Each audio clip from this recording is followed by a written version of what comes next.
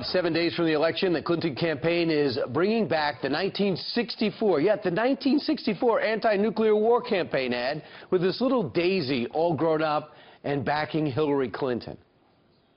This was me in 1964. The fear of nuclear war that we had as children, I never thought our children would ever have to deal with that again. And to see that coming forward in this election is really scary. No daisy, grown-up woman. But for those concerned about Donald Trump having his hands on the nuclear codes, shouldn't there be concern over how Hillary Clinton has handled classified information and the follow-up to a Benghazi investigation? Fox News contributor Pete Hegseth joins us right now, who served in Iraq and Afghanistan. Hey, Pete, an effective ad to get people nervous about Donald Trump, is it accurate?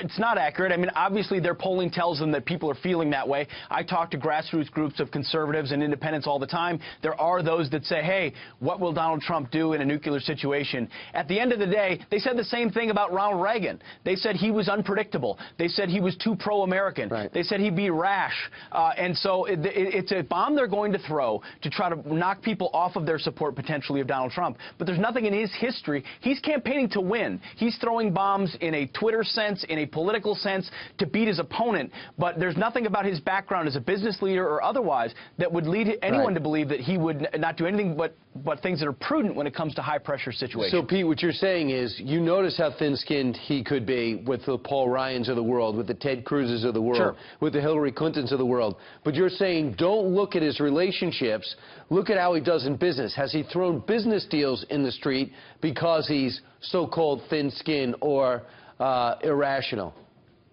Sure. I mean, there have been moments in this campaign where we've all had pause. But if you look at his business record, you look at those who spend time with him when he is briefed on these critical issues. They say he's thoughtful, he internalizes it, he goes through a decision-making process. Ultimately, what do you want, though, in the contrast? Do you want a slightly unpredictable patriot in Donald Trump, or do you want the corrosive and calculated corruption of Hillary Clinton, who we know has ties to business interests around the globe that are not focused on America? So he doesn't have his finger in the Oval Office on a nuclear code that he can just push.